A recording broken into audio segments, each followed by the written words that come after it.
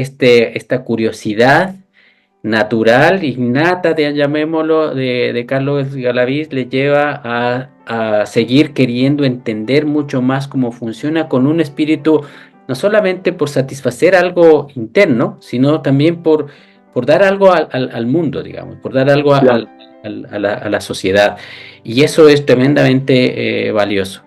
Y esa característica, según entendí, porque estoy haciendo solamente un resumen de lo que entendí para que tú me corrijas si es que entendí todo bien, le lleva entonces a tratar de proponer una pregunta muy desafiante, nueva, que es entender el rol del padre en las complicaciones, en la generación de la placenta y las complicaciones del embarazo. Una línea de investigación que tiene mucho que decir todavía, que hay muchas Así es. preguntas que no resueltas y que bueno, te mantiene activo y te mantiene curioso y estimulando ese Exacto. niño interno, ¿no es cierto?, de tratar de entender mucho mejor las cosas.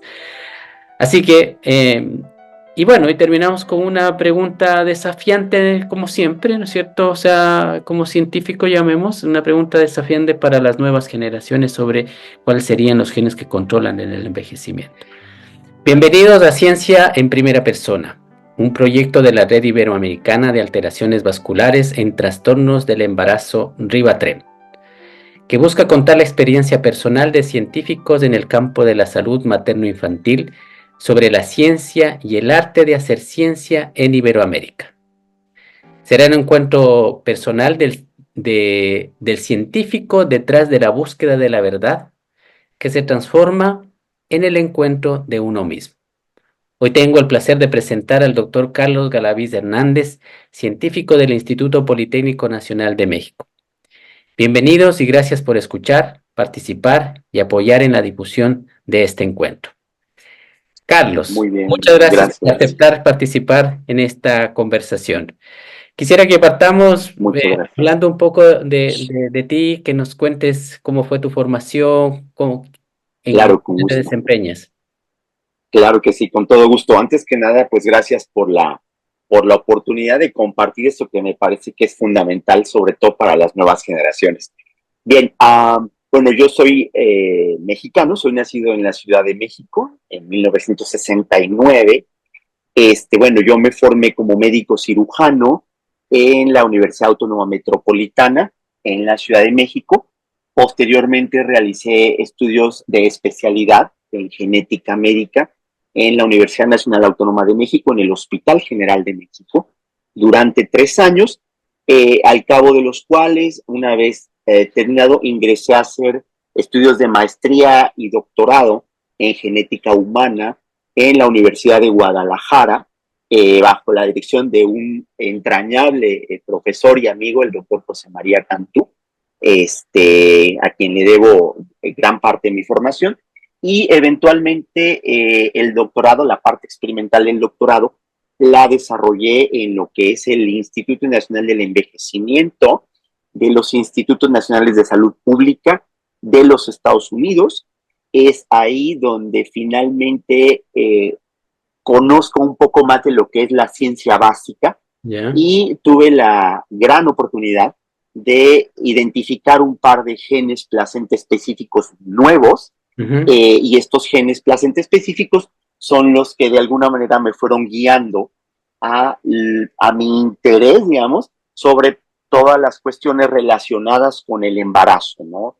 ¿Ya? Como estos genes de alguna manera participan en procesos relacionados tanto del embarazo normal como del embarazo patológico.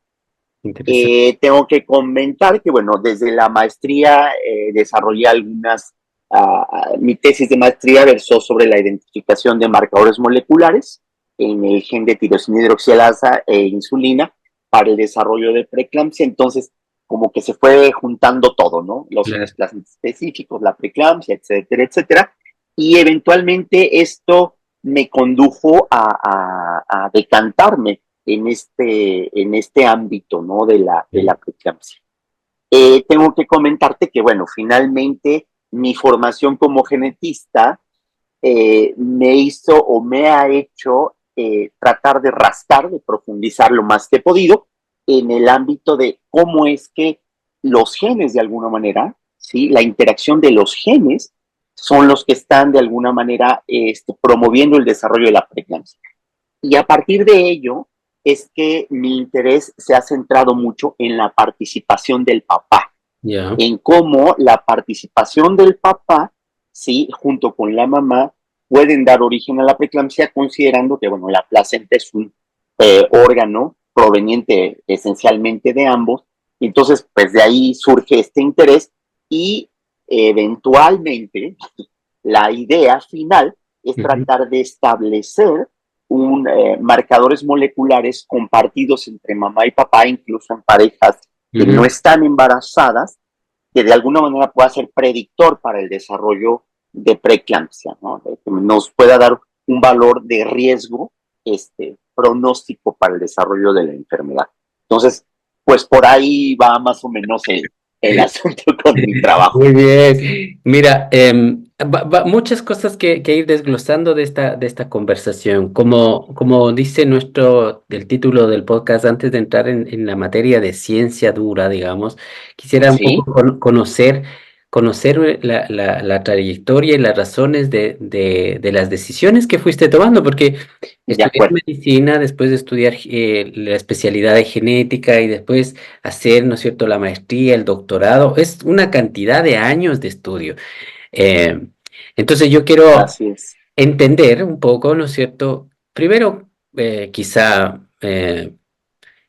cómo llegaste a medicina, cómo Claro. decidiste ser médico primero, ser genetista, Sí, después, cómo es, fueron esas es, decisiones?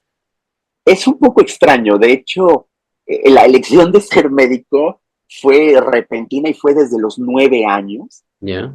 cuando en realidad en un programa de hace muchísimos años, estamos hablando de por ahí de 1980, 79, 80, vi un programa sobre unos neurocirujanos que estaban ¿Ya? utilizando por vez primero un explorador congelante para disecar algunos tumores. ¿Ya? Y fue exactamente en ese momento cuando dije, yo quiero ser médico. ¿Ya? Y de hecho me mantuve en esa línea. Ingresé a la Universidad Autónoma Metropolitana con la idea esencial de ser neurocirujano, ¿no? ¿Ya? ¿Ya? Estaba yo muy feliz, quería ser neurocirujano, estaba Claro. fascinado con el asunto, eh, pero de pronto me empecé a dar cuenta que lo mío no era la cirugía. Y ¿Ya? me di cuenta precisamente porque en cirugía hay que tomar decisiones muy rápidas, hay que tomar, está uno sometido a muchísimo estrés, y definitivamente, bueno, pues como que mi forma de ser no se presta mucho para tomar decisiones tan rápidas y sujeto a un estrés tan importante. Claro. Entonces, bueno, me orienté más a la clínica. ¿Ya? Entonces, dentro de la clínica, pues me encanta lo que es cardiología, siempre me gustó, y neumología fueron mis ¿Ya? materias consentidas. ¿Ya? No estaba en el panorama genética, excepto como ciencia básica, digamos, ¿Ya? no había la materia de genética clínica cuando yo estudié hace muchos años. ¿Ya? Entonces, finalmente, cayó en mis manos un tratado precisamente de genética, ¿Ya? y entonces empecé a leerlo y bueno, quedé así maravillado, particularmente cuando empecé a identificar algunos síndromes, etcétera, etcétera. Y Ujú. siempre tuve esa tendencia de hacer diagnósticos de enfermedades poco usuales, digamos, Que- ¿no? que- o No, no sea, me conformaba solamente. porque Ajá, dentro de la formación médica, ¿no es cierto? Igualmente hay una orientación científica claramente, o sea, por hacer supuesto, la anamnesis, ¿no es cierto? De hecho, cuando uno exacto, pone en la ficha clínica, dice hipótesis diagnóstica, ¿no es cierto? Entonces, como que exacto. uno finalmente hace la recolección de la información y coloca. Entonces, lo que quiero llegar es que de algún modo el espíritu científico estaba cultivándose, entiendo yo, Efectivamente, desde la medicina, después de genética, pues en la búsqueda de estos síndromes raros, ¿no es cierto? Que a lo exacto. mejor poca gente quería estudiarlos porque eran muy raros, pero a ti, sin embargo, te llamó a la atención justamente eso por ser Sí, raros. exacto. Y de hecho, confieso que bueno, me gusta mucho ser médico, me gusta Ajá. mucho hacer anamnesis, me gusta mucho diagnosticar. Más que un terapeuta, soy un diagnósta. Me gusta mucho jugar a hacer diagnósticos, pero ciertamente, y qué bueno que tocas este punto, lo que fueron ciencias básicas me gustaron mucho siempre. O sea, más que, o sea, siempre me gustó entender por qué, por ejemplo, pasa cualquier padecimiento que fuera, siempre me gustó tratar de entender por qué se estaba generando, ¿no? Entonces, como que esa parte, o sea, por ejemplo, tratar de entender por qué ocurrían algunos de estos síndromes genéticos, empezó a enamorarme muchísimo, ¿no? Yo, honestamente, cuando yo terminé, no sabía que existía la especialidad en genética médica. Entonces, de pronto fue una sorpresa maravillosa encontrarme con que estaba esta especialidad y presenté el examen nacional de residencias médicas en México y pues, tuve la fortuna de aprobarlo e ingresé en el Hospital General. Y ya en el Hospital General empezó tengo que confesar que fue un golpe durísimo, porque de pronto pasar de lo que es hacer diagnósticos, estudiar farma, estudiar fisio, de pronto empezar a meterse en el campo de biología molecular, empezar a meterse en citogenética, fue un poco complejo, pero lo único que hizo fue todavía incentivar más mi curiosidad, ¿no? O sea, como que dije, no, bueno, esto está explicando lo que está pasando acá, de pronto entender por qué la sobredosis de genes explicaban lo que ocurría con un chiquito con síndrome Down, por ejemplo, en el caso de la trisomía 21, fue así una revelación, fue así como que se me abrió el cerebro y entonces fui entendiendo, tratando de entender exactamente cómo explicar cada uno de los síndromes que iba yo revisando. Fue una revelación, una epifanía. Claro. Y con ello, pues me fui enamorando, me fui involucrando cada vez más y más y más. Sin embargo, la situación fue que la genética en aquel entonces estaba en un proceso de transición. La genética ha tenido como diferentes etapas, que son la genética clínica, la citogenética y la genética molecular. Y a mí me tocó precisamente la transición entre citogenética y genética molecular, y entonces igual, ¿no? De pronto... Claro, porque en ese entonces estamos hablando de que había también la decodificación del genoma humano, supongo yo que también coincidió por ahí sí, en todavía... este tiempo. Claro. Exacto, todavía estaba en ciernes esta situación de la secuenciación completa del genoma humano, empezaba todavía todo este asunto, y entonces empezó a resultar fascinante, por ejemplo, entrar en el laboratorio, extraer mi propia sangre, ver mis cromosomas, extraer mi DNA, ver mi DNA. Entonces fue así como dije, bueno, no solamente es la clínica lo que me gusta, sino además de la clínica, me gusta muchísimo el laboratorio.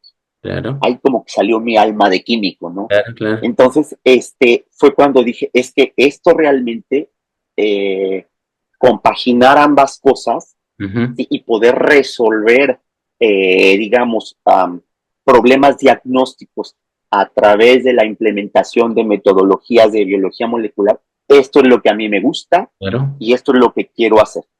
Y fue eso precisamente lo que me motivó. Dije, bueno, ¿qué puedo hacer ahora, no? Ya terminé la especialidad, bueno, puedo quedarme a hacer genética clínica pura, pero finalmente, como lo comentas tú, lo comentaste hace un ratito, esta inquietud de siempre tratar de responder más y más y más qué es lo que está pasando, cómo explicar diferentes cosas, pues fue lo que me motivó. Claro, y además el laboratorio, entonces también tuviste la visión de la capacidad propia de poder generar tus propios datos, digamos. Entonces, exactamente. O sea, no solamente que podía, de algún modo, si entiendo intento un poco interpretando lo que tú me estás diciendo, entonces, imaginándote en ese minuto, no solamente podía estudiar y entender lo que estaba en el libro, sino también generar nuevo conocimiento de manera que permita, de algún modo, explicar las preguntas que todavía no estaban resueltas. Exactamente. De hecho, tuve la enorme fortuna de que una de mis maestras fue la doctora Susana Kaufman en el Hospital General, una persona así, ahora ya falleció la doctora, pero era una autoridad mundial en trastornos de la diferenciación sexual. Ujú, Entonces, de pronto, en el grupo de ella, esencialmente lo que se trabajaba mayormente era tratar de identificar por qué ocurrían estos diferentes trastornos de la diferenciación sexual. ujú, Entonces, era tratar no solamente de hacer un diagnóstico clínico, sino de explicar molecularmente lo que estaba ocurriendo con cada uno de ellos. En algunos casos no estaban ni siquiera descritos. Entonces, igual, esto fue muy estimulante, claro, muy estimulante. Entonces, claro, esto solamente se puede identificar a través, ya no se pudo a través del cariotipo, de ujú, evaluar cromosómicamente al paciente, sino que debe haber algo más. Entonces, era como meterse más y más y más y claro, más y claro, más, ¿no? claro, Y fue precisamente esto lo que me empezó a mover hacia la evaluación de genes, etcétera, etcétera. claro, Y fue así una cosa genial, así claro. fue muy entretenido. Bueno, me Sí. divierto mucho Es, esto. o sea, lo que un poco también el espíritu del podcast es de eso, ¿no es cierto? Porque, y que tiene en su introducción, porque a través de ir entendiendo la línea de investigación, también uno va entendiendo a la persona, porque claro, uno a veces puede imaginarse, y en este mundo puede imaginarse que el científico es una persona que, pucha, tiene un, no sé, un espectro distinto, ¿no es cierto? Alguien se imagina un científico como Einstein, una cosa así, pero también está hecho de personas No, naturales que vamos encontrando el camino por conforme, supuesto, conforme nos vamos entendiendo un poco más el proceso, de redescubriéndonos a nosotros mismos las capacidades que tenemos cada uno. Entonces, exactamente, es súper interesante desde la perspectiva de ir conociendo cómo ese autoconocimiento le lleva a uno a finalmente llegar al momento de decir, soy un científico, estoy estudiando esta línea de investigación. Y en ese camino quería también seguir indagando, ¿no es cierto? Un poco metiendo, intrusiando en los recuerdos, porque eso es lo que estamos haciendo, intrusiando en los recuerdos. Em, todos sabemos que para ser científico, ¿no es cierto?, hay que tener ciertas capacidades que uno puede decir, en tu caso, por ejemplo, el amor por tratar de entenderlo todo, hacerse preguntas cada vez, la satisfacción a lo mejor de conocer, ¿no es cierto? Todo eso es como una cosa transversal, digamos, que si le preguntamos a cualquier científico que está en el camino, a alguien que esté en formación, probablemente nos conteste lo mismo. Pero yo quiero saber exacto. en tu caso particular, ¿qué piensas, cuál crees tú que ha sido esa característica personal que te ha invitado a seguir en esta línea de investigación, a desarrollarte como científico, a dejar la clínica un poco, ¿no es cierto?, para dedicarte al laboratorio? ¿Cuál crees tú que es ese motor que te mantiene eh, siguiendo adelante? Qué bueno que soy una persona muy curiosa, Ujú, soy un personaje pero muy curioso. Siempre me ha gustado tratar, desde que era muy niño, ujú, deshacía los trenecitos ujú, que me compraban mis papás para ver cómo funcionaban por dentro. Entonces, siempre he tenido mucha curiosidad de entender por qué ocurren las cosas. ya, Siempre, siempre, siempre. Y no solamente en el ámbito científico, sino realmente en todos los ámbitos, ¿no? Entonces, soy una persona muy inquisitiva, soy ujú, muy curioso, siempre me pregunto cosas, pero algo que me parece, Carlos, que es bien importante es que lo encuentro sumamente divertido. O sea, yo creo que esa parte, si no encontrara ah, esta actividad divertida, tal vez habría regresado a la clínica, ujú, ujú, ¿sí? Porque ciertamente, como dices tú, y bueno, siendo tú un ejemplo de ello así palpable, hay que ser muy disciplinado, hay que ser muy constante, muy resiliente, etcétera, etcétera. Pero también creo que tienes o debes de tener un amor genuino, un amor sincero por preguntarte cosas y que además te guste tratar de identificar cómo puedo responder esas cosas. Y creo que ya, esa es la parte fundamental, ¿no? ya, ¿Cómo o qué estrategia puedo seguir para poder contestar alguna pregunta claro. que yo me estoy haciendo, que bueno, que una pregunta que está ahí flotando en el aire. Entonces, me parece que es una pequeña dosis de curiosidad Ujú, y también, desde luego, una dosis importante de lo que es tratar de divertirme, ¿no? claro, Siempre busco la forma de sentirme alegre, de sentirme estimulado, de estimularme yo solo. claro, Tú claro, sabes que en este campo no siempre es fácil, claro.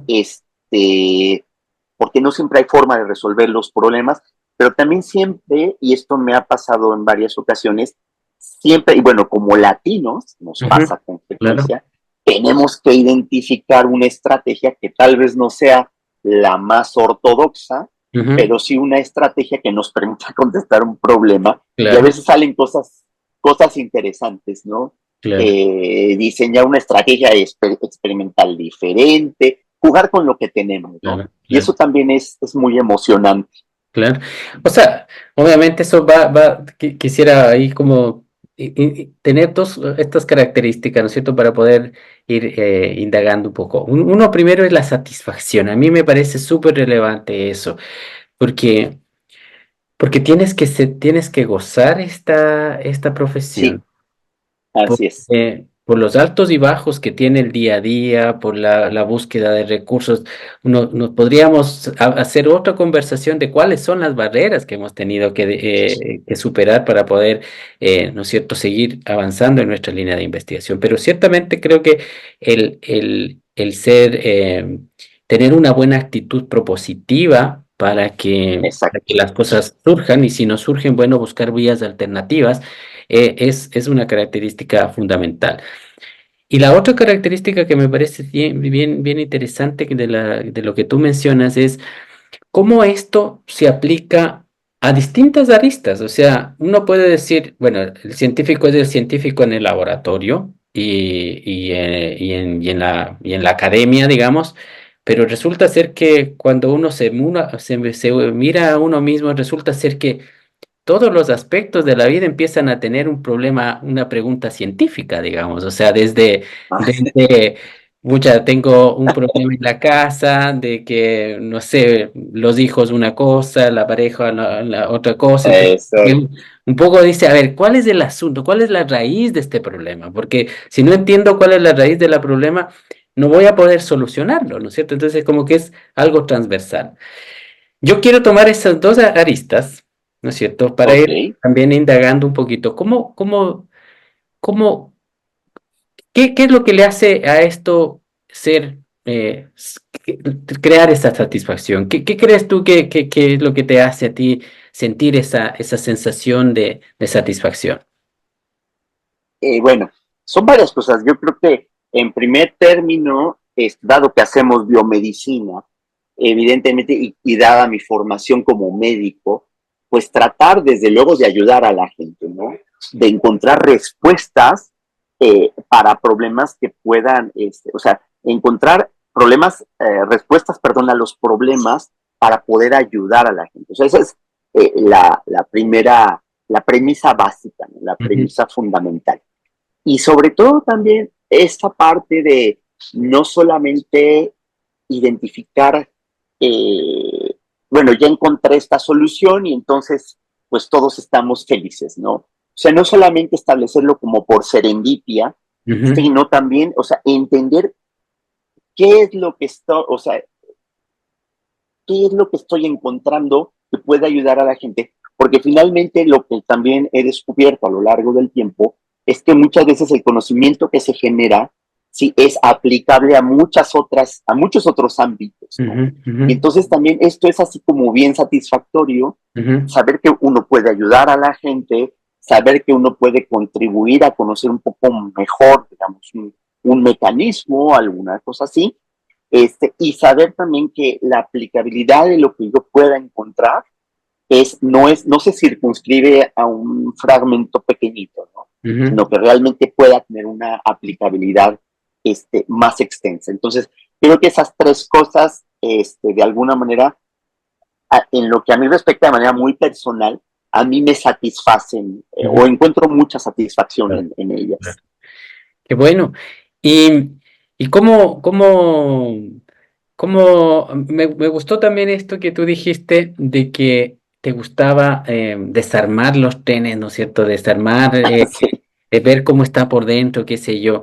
Em, yo también, bueno, quizá todos podríamos en largo de estos podcasts encontrar alguna cosa que decimos, a mí me gustaba esto desde niño. A mí, por ejemplo, de niño me gustaba em, como ver patrones ok. y yo recuerdo que había en el periódico, ¿no es cierto?, de local, habían estos monitos en donde, no sé si es que había en México, en donde tú tenías los puntos uno, 2, 3 y ibas formando y Sí, uniéndolos claro, y salía una figura. Entonces, no sé, tenía esa fascinación, ¿no es cierto? Porque al principio no ves nada, pero una vez que unes los puntos empiezas a ver exacto, esa realidad. Entonces, eso encontraba yo fascinante. Una tontera puede resultar ahora, pero si no, pero yo es lo, una yo lo tontería, ok. transporto, ¿no es cierto? Ahora en este momento actual de mi vida, digo, básicamente estoy haciendo eso, estoy divirtiéndome porque estoy como reviviendo esos momentos de que se Ay, esa fantástico, satisfacción de encontrarle esa verdad de analizar ese patrón y ahora veo este otro nuevo patrón que finalmente pueden ser figuras, gráficos, que es lo que nosotros analizamos claro, y encuentras el patrón y te das cuenta, ah, mira, esto es lo que significa y lo entiendes.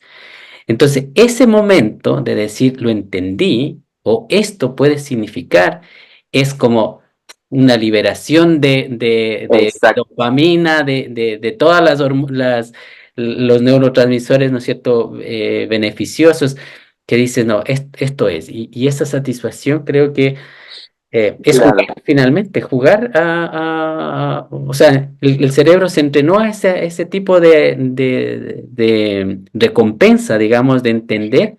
Cuando ese lo Sí, entiendes, claro, hay esa recompensa. lo estás diciendo súper bien, es una recompensa. Claro. Finalmente, ahorita que comentas eso, recuerdo con mucha precisión una anécdota, Ujú, así súper breve. Cuando yo estaba en tercer año de la preparatoria, del bachillerato, y tenía una clase de física muy complicada, y de pronto el profesor nos puso un problema muy complicado, y entonces, o sea, dice, bueno, pero es que a esto le faltan muchos datos, ¿no? Entonces, pues, es que no sé cómo resolverlo porque de verdad le faltan datos, no puedo, con esto no puedo sacar esto. Entonces, finalmente, en alguna especie de epifanía, me encerré en mi recámara y empecé a pensar que podía ir construyendo con ujú, los poquitos datos que tenía, podía ir sacando datos que eran útiles para el siguiente experimento y ese resultado era útil para el siguiente experimento y eventualmente fui construyendo, así como los puntos que tú ya, unías, ya, fui sacando un tren de datos ujú, que eventualmente, de tener muy pocos datos, me llevó a la solución final y sin exagerarte, era tal la felicidad que salí corriendo a mitad de la calle así gritando como loco. Y creo que eso también, ese fue un momento muy clave, ¿no? Un claro. momento importante en el que me di cuenta que las soluciones no siempre están ahí o Ujú, no siempre tienes los datos suficientes para poder obtener un resultado fácil, ¿no? ujú, Sino que necesitas imaginar o ir construyendo ujú, para poder sacar más resultados, de manera concatenada hasta obtener un tren, un resultado, fíjate, como que todo va para los trenes, claro, ¿no? claro. Como para obtener un resultado final. Entonces, sí, es como, me hiciste recordar esa anécdota que creo que fue Seguro. muy reveladora para mí, Seguro, hay muy, muchas muy de estas reveladora. cosas. Si uno se pone en el ejercicio, ¿no es cierto?, de ir a buscar hacia atrás qué cosas le llamaban harto la atención, seguramente va a encontrar muchas de estas, muchas de estas. Yo también podríamos Claro. contar varias de esas anécdotas. Pero yo quiero llevarte ahora a que, cómo estas características, ¿no es cierto?, esta satisfacción te lleva ahora a estudiar la placenta, lo que tú nos decías, ¿no es cierto? Los genes, Eh, ca- Combínanos un poquito en ese cómo de ser el genetista, ¿no es cierto? El trabajo en el laboratorio, interesado en estos conceptos duros de genómica, de genética, dice, bueno, ahora quiero entender la placenta, el rol del padre. ¿Cómo fue esa transición? Claro. De hecho, como te comenté, finalmente, en la maestría desarrollé una tesis sobre preeclampsia directamente, fue así como por rebote, caí ahí por rebote, y de manera, no sé si llamarlo circunstancial, si cuando me voy a Estados Unidos, de pronto me asignan, digamos, un proyecto en el que a través de microarreglos se identificaban genes que eran placenta específicos y embrión específicos. ¿Sí? O sea, había unas clonas, digamos, que no sabían ni que éramos, no sabíamos que eran genes, ni mucho menos. Entonces, mi misión, digamos, este, fue tratar de identificar, aislar esos dos genes, ¿no? Que eran placenta específicos. En ese momento es cuando, de alguna manera, me voy dando cuenta que la importancia que tenían estos genes durante las etapas muy tempranas de la gestación. Sin embargo, quedaba la duda, ¿sí? De que estos genes, precisamente, o la expresión de estos genes, no solamente podía explicarse a través, ¿sí? De los genes de la mamá, sino que forzosamente la placenta tenía un componente genético dual, materno y paterno.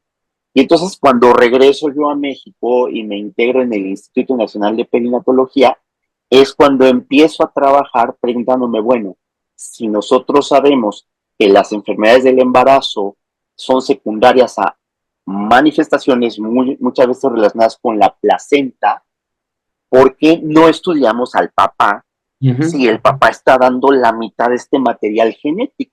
ujú, Pues dije, bueno, pues vamos a empezar. Y algo como una aventura así media, si tú quieres, media loca, sí, ujú, empezó a constituirse como una obsesión, digamos, de, bueno, es que el papá y el papá y el papá. ujú. Y ciertamente ahora, pues, se ha ido haciendo cada vez más complejo, el estudio del papá ha ido tomando cada vez más forma.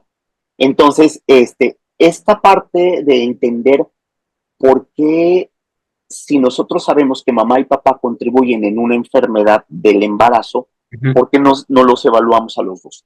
Y entonces ahorita voy a hacer este transporte de ujú, mi raíz como genetista a ujú. esta parte donde trabajo con una enfermedad tan compleja genéticamente como es la preeclampsia, porque, por ejemplo, cuando tú tienes un paciente con fibrosis quística, Ujú, ¿sí? Y tú evalúas a los papás y determinas que son portadores, eres capaz de establecer, ¿sí? Que los papás tienen un cierto riesgo de que sus hijos, su descendencia, tenga el riesgo de desarrollar fibrosis quística.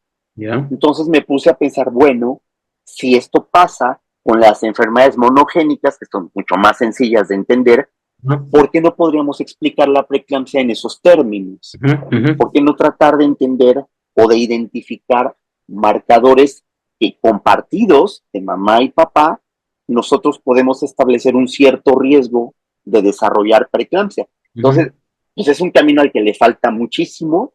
ujú. Entiendo que es un camino súper complicado, pero pues en esas estamos, ¿no? Tratando de entender ahora no solamente la parte genética, sino la parte epigenética Ya. de esta aventura del papá y las enfermedades del embarazo. Pero dentro de eso, para un poco para ir entendiendo y ir desglosando esto que es tan complejo, ¿no es cierto? Que tú mismo lo dices. Primero esta enfermedad, preeclampsia, multigénica, no sabemos exactamente cómo es la participación. Sabemos que hay riesgo de una mujer, ¿no es cierto? Si su mamá tuvo preeclampsia, tiene un poco más riesgo, dos veces más riesgo de tener preeclampsia. Pero como tú bien lo definías, era la participación génica es múltiple, ¿no? No es que haya un gen que Así es. condiciona No. necesariamente a preeclampsia. Eh, y ahí, claro, cabe este principio que tú manifiestas del hecho de que la participación del padre, porque finalmente este nuevo ser humano y esta placenta en sí mismo, si solamente concentramos a la placenta, está formado por estos dos componentes genéticos.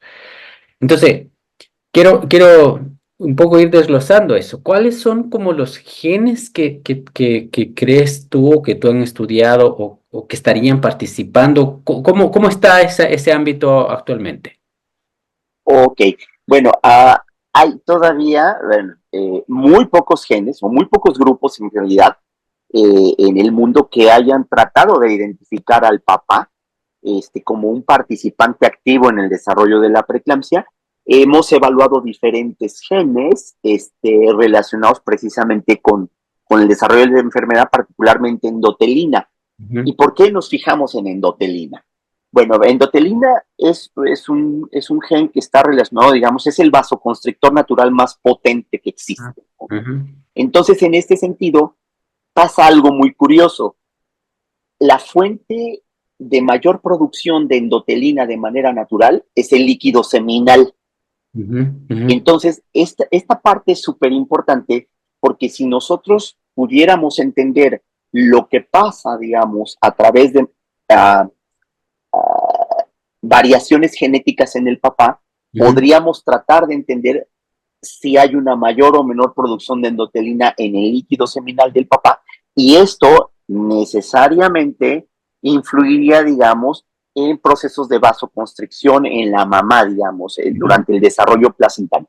Es solamente una hipótesis, nosotros encontramos que algunas variantes del papá son protectoras, ujú. ¿sí? Y así como en endotelina, hemos encontrado diferentes variantes en los papás, algunas que son variantes de riesgo, otras que son variantes protectoras para el desarrollo de la preeclampsia, pero siempre en el contexto de tratar de entender qué proceso fisiopatológico es el que estaría jugando un papel fundamental para cualquier evento fisiopatológico de la enfermedad, ¿no? Ahora, el asunto es que ahora se ha hecho mucho más complejo, Claro. porque ahora sabemos que durante el proceso de fecundación, el Ujú, proceso de la concepción, por ujú, ejemplo, el sobrepeso en el papá es un proceso súper importante, porque los patrones de metilación, de silenciamiento o expresión de los genes a nivel de las espermatogonias ujú. van a aprenderse y apagarse de manera diferencial, y dependiendo de cuál espermatozoide es el que fecunda el óvulo, Ujú. eventualmente esto va a condicionar cambios en el patrón de expresión de los genes Claro. cuando se esté formando el bebé y se esté formando la placenta, ¿no? Entonces, igual es un campo súper apasionante en el que ya nos queremos meter más de lleno. Claro, qué interesante. Mira, nuevamente varias cosas que podríamos ir profundizando un poquito, pero en el caso concreto, como que en muchos aspectos siempre se ha tenido en cuenta, ¿no es cierto?, para la prevención de patologías del embarazo, el cuidado de la embarazada, el control prenatal, no sé, el que vaya, ¿no es cierto?, el control de la presión, de la glucosa, que no vaya a tener sobrepeso, qué sé yo, hoy actualmente recomendar un poco de ejercicio, en fin. Pero Claro, el papá quedó fuera de la arista, digamos, de la ecuación, de la sí, ecuación. El papá hizo su tarea, entre comillas, fecundó, la mamá está exacto. embarazada y ahora la mamá es la que hay que cuidarla. Pero, claro, un poco la pregunta sería ir un poco más atrás con la información que tú nos das, ¿no es cierto? No solamente que habría que cuidar en el momento de la gestación en sí mismo, sino antes de la gestación. Probablemente Antes, haya la participación también de los dos, ¿no es cierto? No lo podríamos separar entre que hay que cuidar solo al hombre o a la mujer. Los dos tendrían que cuidarse antes de la gestación. exacto. Pero resaltando el rol del padre, que es de donde tú has hecho tu línea de investigación y estás contribuyendo, eh, estos cambios epigenéticos que tú mencionas, ¿qué sabemos actualmente? ¿Qué es lo que han logrado ustedes investigar o están en planificación de investigar? ¿Cómo son esos cambios epigenéticos? Ok, sí, lo que nosotros estamos tratando de establecer, sí, es exactamente como a nivel placentario podemos nosotros identificar si hay patrones, esto ya se sabe, si hay patrones de metilación diferencial Ujú, este, a nivel placentario, ¿sí? Que sean diferentes entre, por ejemplo, un papá delgado y un ujú, papá obeso, ok. ¿sí? y que esto de alguna manera pueda o no relacionarse con la enfermedad. Ahora sabemos necesariamente que un papá obeso es más proclive a generar alteraciones placentarias.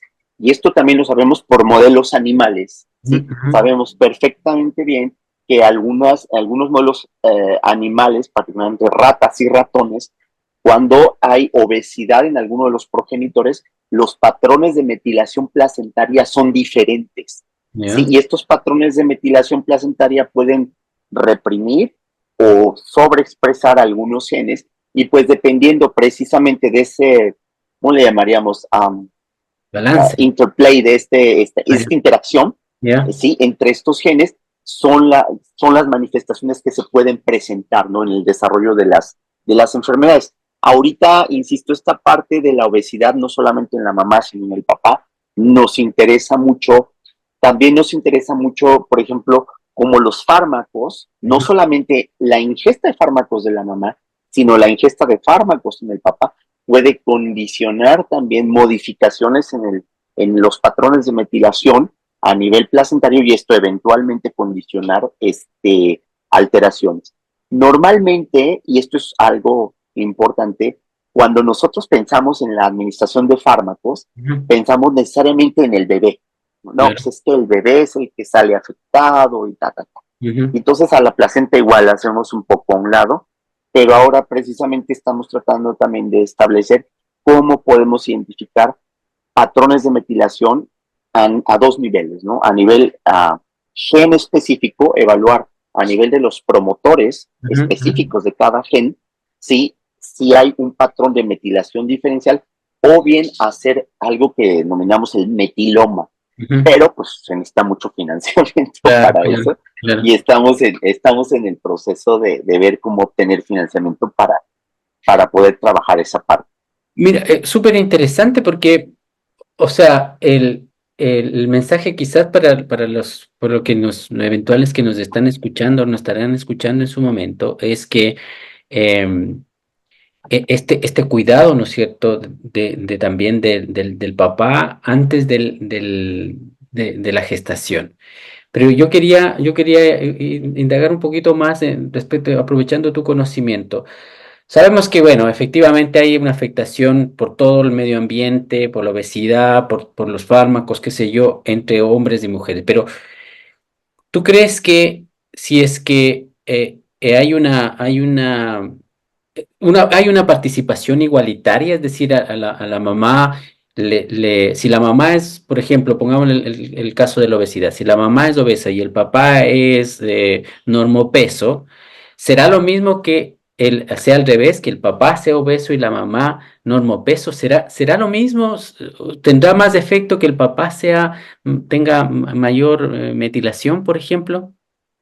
Ok, sí, el asunto es que aquí en Ujú. la placenta es un poco rara Ujú. y es muy caprichosa porque normalmente los procesos de metilación diferencial en la placenta son caprichosos. Ujú. Ujú. Entonces de pronto hay un proceso de desmetilación así como generalizada en el cual hay una expresión de todos los genes Ujú. literalmente Ujú. y eventualmente empieza a haber una represión selectiva de algunos genes.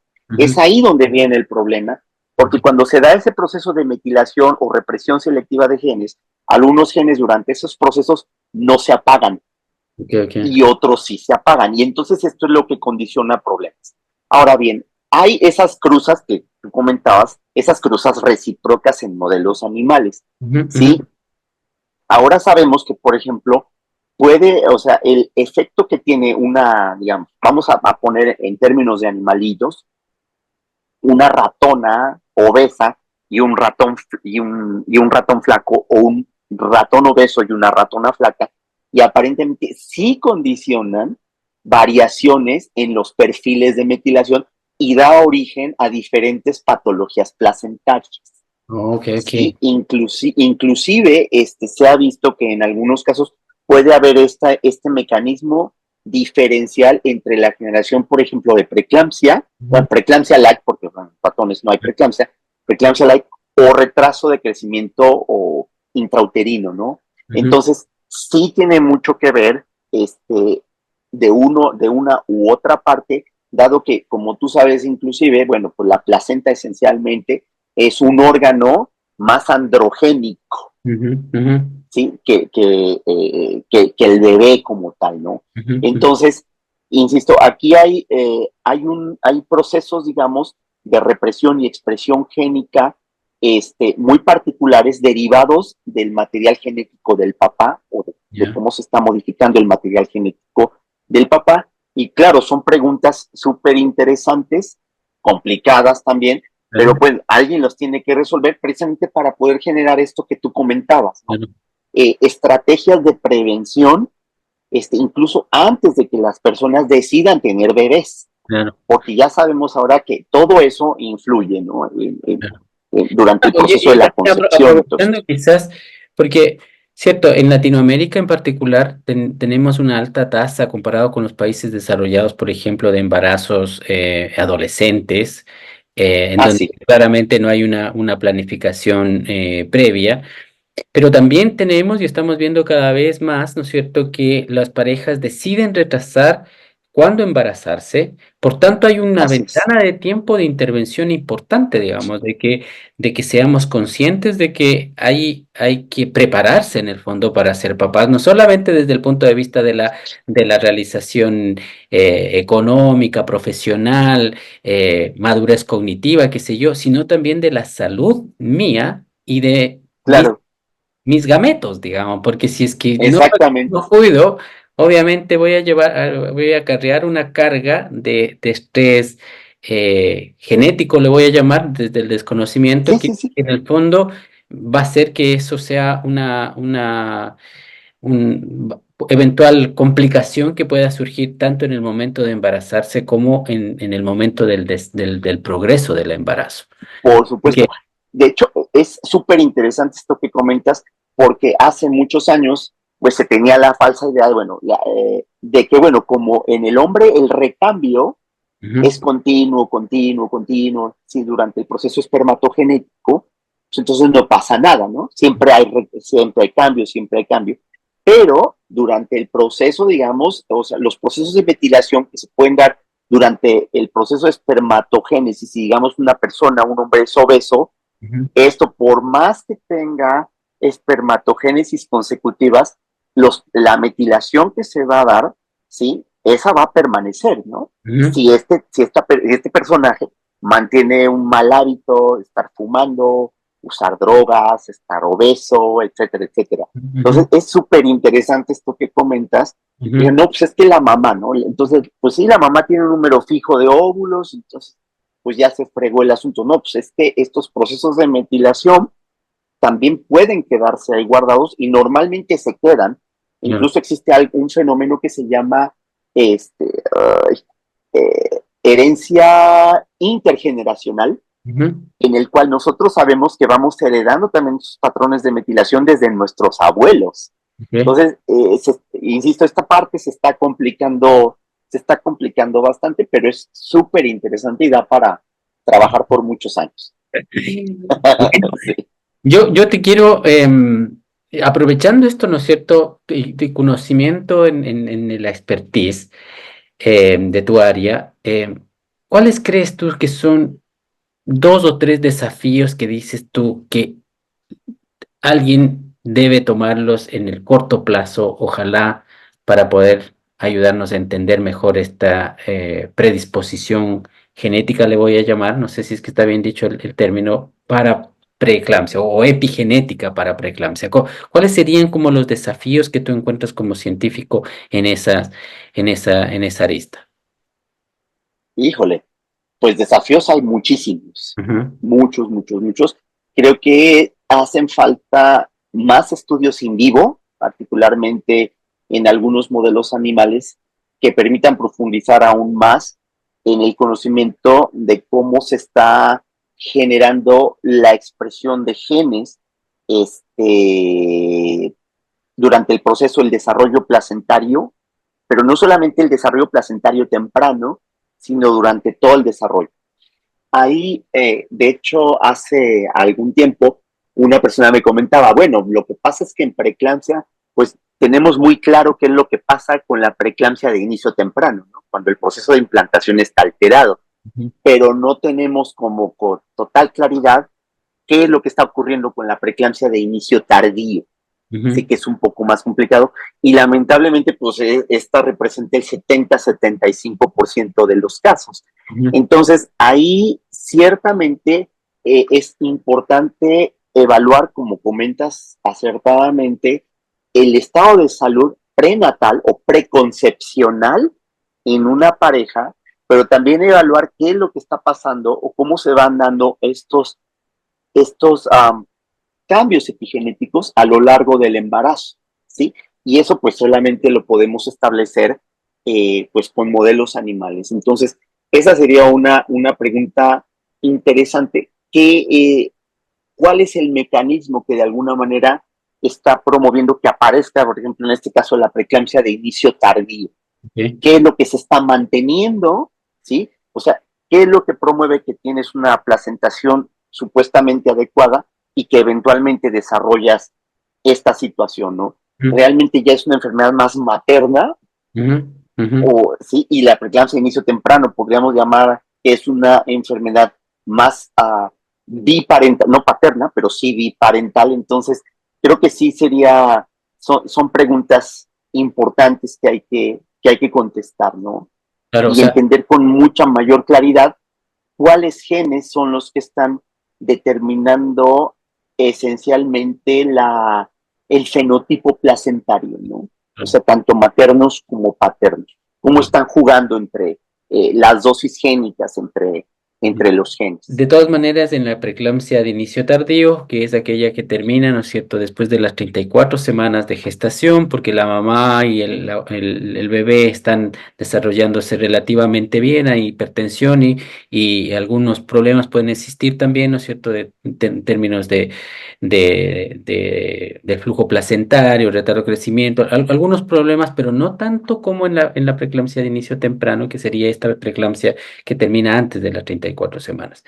Pero lo que quiero llegar es que entonces en esta preeclampsia de inicio tardío, la participación del padre, conceptualmente, no sabemos si es que es verdad, pero conceptualmente dices, a lo mejor la participación del padre em, hay, pero no tanto como en aquella preeclampsia en donde la participación es biparental, por tanto hay una clara participación del padre en este Claro, fenotipo más severo, digamos. Todavía es cierto que no debe ser así tan taxativo, pero es importante hipotetizar que podría ser el caso, ¿cierto? Que podría claro, ser el caso de esa situación. Bien, súper interesante eso porque justamente desde el punto de vista de la arista clínica, aquellas mujeres que van a tener una preeclampsia de inicio temprano son aquellas que son las que van a necesitar mayor cuidado clínico. exacto. No es que las de inicio tardío no necesiten, pero finalmente el mayor número de complicaciones que existe es en las de inicio temprano, porque o la mamá Temprano. está muy enferma, la guagüita, ¿no es cierto? El bebé está muy enfermo, hay un parto prematuro muchas veces, así que hay que necesitar de cuidados intensivos, en fin. Entonces, ese grupo, ciertamente identificar a ese grupo y identificar potenciales factores de riesgo que ojalá podrían ser inclusive, ¿no es cierto? Durante el proceso de temprano del embarazo, sería como un instrumento súper valioso para la aplicación Por de la supuesto. técnica. Súper interesante, Exactamente. súper interesante. Bueno, y entonces, hablando de esto, eh, yo te quería desafiar, ¿no es cierto? Siempre hemos contado que nosotros los científicos somos buenos para imaginar. Imaginábamos esto ¿no es cierto? De jugar finalmente una dimensión, una, no sé, tercera, cuarta dimensión, ¿no es cierto? Esta es la realidad, aquí está mi imaginación, pero está más allá de la imaginación, porque tú estás sacando elementos que están fuera para meterla en tu concepto de imaginación. Entonces, Claro. ese mismo concepto, decirlo, em, bueno, si te encuentras al Carlos Galaviz que está decidiendo ir a genética o no, terminó ya la especialidad de genética y está haciendo el magíster, ¿no es cierto? Y le dices, oye, esta es la pregunta que creo yo que va a ser la mamá de las preguntas. ¿Cuál sería esa pregunta que le darías a Carlos Galaviz? Terminando la especialidad. Claro, terminando la especialidad, tú, porque tú ahí estás haciendo el paso, ¿no es cierto?, de entrar a este nuevo mundo, entonces no estás contaminado necesariamente con el mundo de la genética experimental, llamémoslo, sino con la parte clínica y estás con la curiosidad creciente de tratar de resolver las preguntas grandes y entonces desde el momento de darle a Carlos Galaviz esa pregunta que le dices, esta es la madre del cordero, como dicen en Chile. La madre del cordero. Ok. Ay, es complicado porque había en el aire muchísimas preguntas. Yo creo que la madre de todas las preguntas sería tratar de establecer, bueno, regresándome Ujú, en aquel entonces, es, sería o habría sido tratar de identificar cuáles genes, digamos en términos de genética, son los que podrían establecer un proceso de envejecimiento normal o un proceso de envejecimiento acelerado. ujú, ujú, ¿Sí? Porque ahora sabemos finalmente, bueno, creo que en aquel entonces a mí me interesaba también mucho entender por qué pasaban este tipo de cosas y empezaba el asunto de Dolly, ujú, ajá, de ajá, la borreguita, ¿sí? claro. Que eventualmente tuvo un envejecimiento prematuro porque había cortamiento telomérico y empezó a desarrollar enfermedades propias de las personas, o sea, de edad avanzada, Ujú, etcétera, ujú, etcétera, etcétera. Entonces, la madre para mí de todas las preguntas habría sido entender cuáles genes son los que gobiernan el envejecimiento celular y que de alguna manera ejerzan un efecto nodal ujú, sobre otros genes o cómo influirían estos genes sobre otros genes para desencadenar diferentes patologías, ¿no? Relacionadas con el envejecimiento, que finalmente pues, son los que nos están fastidiando ahora, ¿no? Genes relacionados con la diabetes. ¿Por qué la diabetes aparece a los 40 años? ¿Por qué la hipertensión aparece a los 45 años? ¿Por qué? O sea, todo aparece conforme transcurre la edad. Entonces, creo que esa habría sido para mí la mamá de todas las preguntas. qué bueno, imagínate, porque eso entonces dice que a lo mejor esta historia de la placenta, ¿no es cierto? Eh, Hubiese sido, claro, atractiva seguramente para en su minuto, pero tú dices, la verdad es que ahora que ya conozco más de este tema, que he entendido mucho mejor, creo que por ahí podría haber. Entonces, esas son las líneas de trabajo que pueden seguir alguno de nuestros estudiantes, alguien que esté escuchando, Claro, que podría en el fondo sumarse, entrevistarse contigo, buscar las opciones de tratar claro, de conseguir, ¿no es cierto?, esa que tú consideras una pregunta muy relevante científicamente. Carlos, así es. he tenido una conversación muy entretenida, muchas gracias. Gracias a Hemos ti, caminado Carlos. desde entender, ¿no es cierto?, cómo esta curiosidad natural, innata, llamémoslo, de Carlos Galaviz le lleva a seguir queriendo entender mucho más cómo funciona con un espíritu, no solamente por satisfacer algo interno, sino también por dar algo al mundo, digamos, por dar algo Claro, a la sociedad. Y eso es tremendamente valioso. Y esa característica, según entendí, porque estoy haciendo solamente un resumen de lo que entendí para que tú me corrijas si es que entendí todo bien, le lleva entonces a tratar de proponer una pregunta muy desafiante, nueva, que es entender el rol del padre en las complicaciones, en la generación de la placenta y las complicaciones del embarazo. Una línea de investigación que tiene mucho que decir todavía, que hay muchas así es. preguntas que no resueltas y que bueno, te mantiene activo y te mantiene curioso y estimulando ese Exacto. niño interno, ¿no es cierto?, de tratar de entender mucho mejor las cosas. Así que y bueno, y terminamos con una pregunta desafiante, como siempre, ¿no es cierto? O sea, como científico llamemos, una pregunta desafiante para las nuevas generaciones sobre cuáles serían los genes que controlan en el envejecimiento. ¿Algo más que añadir, Exactamente. Carlos? Pues nada, que de alguna manera eh, espero que estas entrevistas, estas charlas entre científicos estimulen también la curiosidad de los chicos, que se den cuenta que no todo es acartonamiento, no todo, los científicos no siempre o no somos esos personajes graves, serios, que están ahí detrás de una pipeta, sino que también nos reímos, nos divertimos y sobre todo encontramos esto estimulante y es parte de nuestra vida, ¿no? Ujú, Y es gracias a esto que el mundo camina. O sea, ujú. gracias al trabajo que desarrollamos nosotros finalmente, es que en un principio no se verá, ¿sí? Pero eventualmente será la base para que esto pueda ayudar a la sociedad en general, ¿no? Ujú. Y en particular a las embarazadas, digamos, y a los bebés, ¿no? Entonces, pues ese es el pensamiento final.